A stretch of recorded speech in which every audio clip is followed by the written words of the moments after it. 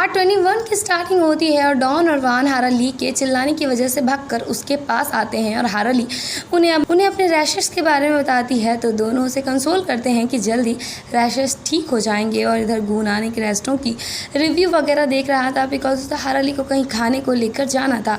तो कोच उसे एक अच्छा सा रेस्टोरेंट के बारे में बताते हैं और गूनान हारा ली को आज रात वही रेस्टोरेंट चलने के लिए मैसेज करता है।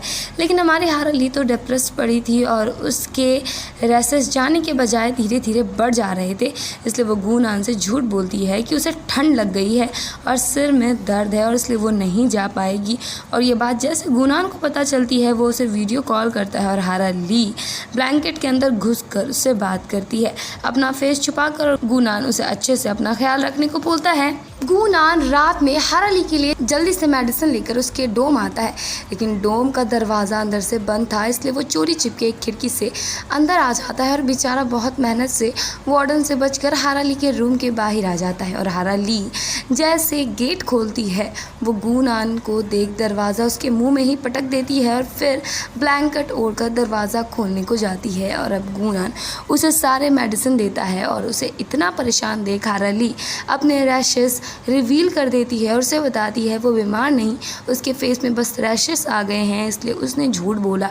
और गूनान को समझ आ जाता है, इसी वजह से हारा ली उससे मिलने नहीं आई थी। और अब वो इस बात में हंसकर उसके रैशेस में ही पप्पियाँ करने लगता है और बोलता है मुझे तो तुम कहीं से बदसूरत नहीं लग रही हो, उल्टा और ज़्यादा क्यूट लग रही हो और मुझे फ़र्क नहीं पड़ता तुम जैसी भी लगो, मुझे हर कुछ में अच्छी लगती हो।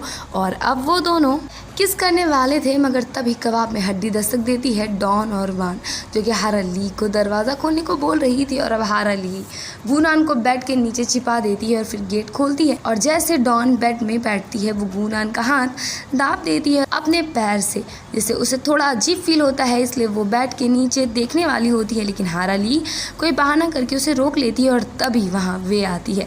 तो हारा ली इन दोनों को ये बोलकर भागने लगती है कि वे थक गई होगी, उसे आराम करना होगा, तुम लोग जाओ। लेकिन वे बोल देती है कि वो अभी नहीं सोएगी, तो ये लोग यहाँ रह सकते हैं अभी।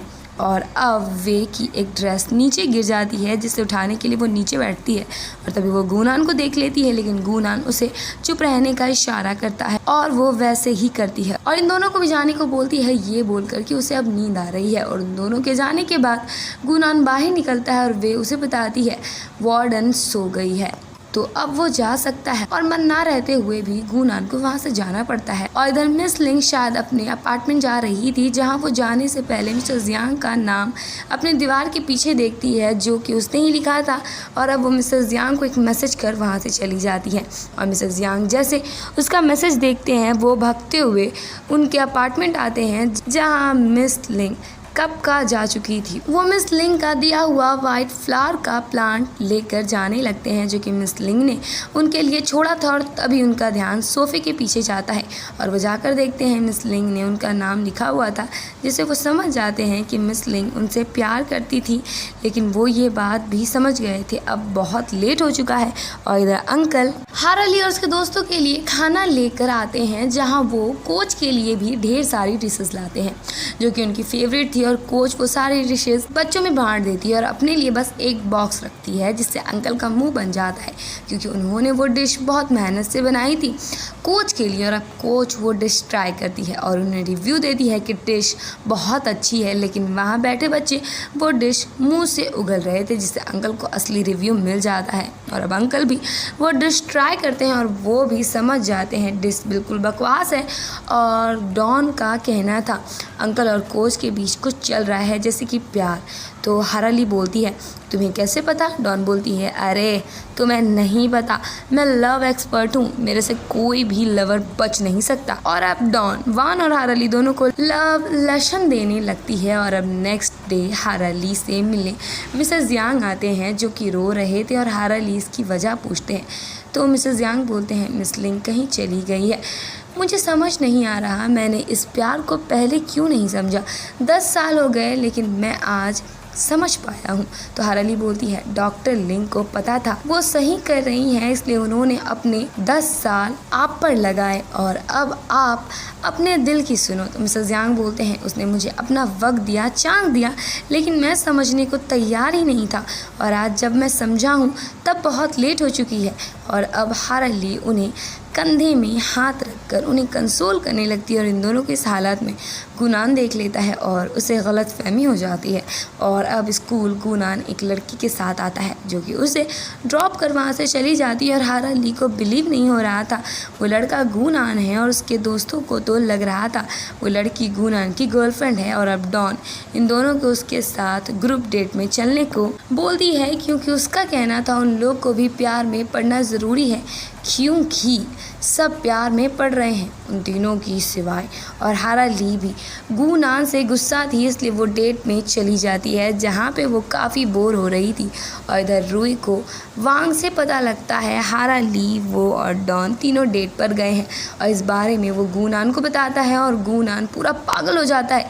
और अब वो पहुँच जाता है हाराली के डेट वाली जगह पर जहाँ वो देखता है हाराली क्लिप के साथ मेकअप भी करके आई थी जो देख उसे बहुत गुस्सा आता है और हाराली उसे देखते ही दूसरे लड़के से इंटरेस्ट से बात करने लगती है और गुनान उसे साथ लेकर जाने लगता है। तो वो डेट वाला लड़का उसे सुनाने लगता है तो गुनान सबके सामने हाराली को किस कर देता है और उसके दोस्त तो देखते ही रह जाते हैं। और गुनान उस लड़के को ये बोल चला जाता है कि मैं उसका बॉयफ्रेंड हूँ। और अब बाहर आकर हाराली गुनान पर गुस्सा कर रही थी उस लड़की को लेकर। तो गुनान बोलता है गुस्सा तो मुझे करना चाहिए, उल्टा तुम कर रही हो, तुम्हारा ऑलरेडी बॉयफ्रेंड है ना और तुम यहाँ डेट पर आई हो। तो हाराली बोलती है गुस्सा मुझे करना चाहिए, तुम गर्लफ्रेंड वाले बंदे हो और दूसरी लड़कियों के साथ गाड़ी में घूमते हो। तो गुनान बोलता है तुम उस बारे में बात कर रही हो, वो लड़की मेरी साइकाइट्रिस्ट है, तुम्हें पता है ना मेरे टाइम के बारे में, वो मेरे गेम को अफेक्ट कर रही है और अंकल ने मुझे इस स्पेशलिस्ट साइकाइट्रिस्ट से इंट्रोड्यूस करवाया और तुम क्या कर रही हो मेरे अंकल के साथ, उन्हें बहुत प्यार दे रही हो। तो हाराली बोलती है ऐसा कुछ नहीं है, उन्हें मिस लिंग छोड़कर चली गई इसलिए मैं उन्हें कंफर्ट दे रही थी। और अब ये दोनों एक दूसरे को हक कर लेते हैं जिन्हें डॉन और वांग देख रहे थे। और अब डॉन गुस्से में थी बिकॉज उसे और वांग को बिल देना पड़ रहा था जबकि हाराली ने बोला था वो भी बिल देने में हेल्प करेगी। इसलिए अब वो हाराली को गुनान से एक्सपेंसिव ट्रीट दिलवाने को बोलती है जिसके लिए हाराली मान गई थी।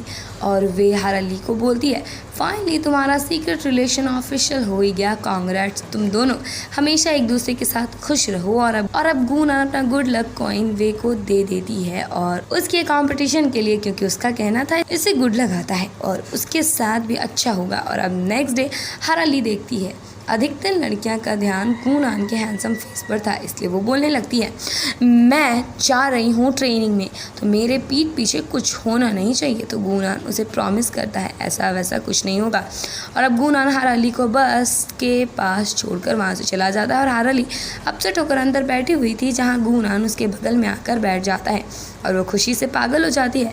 और उन दोनों की हरकतें रूई को यूं लग रही थी। और अब स्विमिंग कंपटीशन का सीन हम देख पाते हैं जिसमें गुनान जीत जाता है अच्छा परफॉर्म करके और इधर हाराली भी जीत जाती है जूडो में और दोनों एक दूसरे की जीत से बहुत खुश थे। और इधर वे भी अपने डांस कंपटीशन में बहुत अच्छा परफॉर्म करती है और उसे चेयरअप करने के लिए कोच आए हुए थे। और इधर गुनान कोच उसे फाइनल के लिए चेयरअप करते हैं। वहाँ उसे उसकी मॉम दिखने लगती है जिसकी वजह से उसे उसका पास याद आने लगता है कैसे उसकी मॉम ने उसे पहचाना नहीं था और इस चक्कर में उसका ध्यान भटक जाता है और वो ये राउंड हार जाता है जिस वजह से कोच ने उसे बहुत सुनाया था बिकॉज उन्हें लग रहा था गुनान अपने टाइनी टच से ओवरकम कर चुका है इसलिए उन्होंने भरोसा करके उसे कंपटीशन में लिया अपने टीम की तरफ से। और अब वो बाथरूम के बाहर आता है जहाँ हाराली उसका वेट कर रही थी और वो उसे हक कर लेता है और इसी के साथ इस पार्ट की एंडिंग हो जाती है। There was a time when you had me falling to the ground.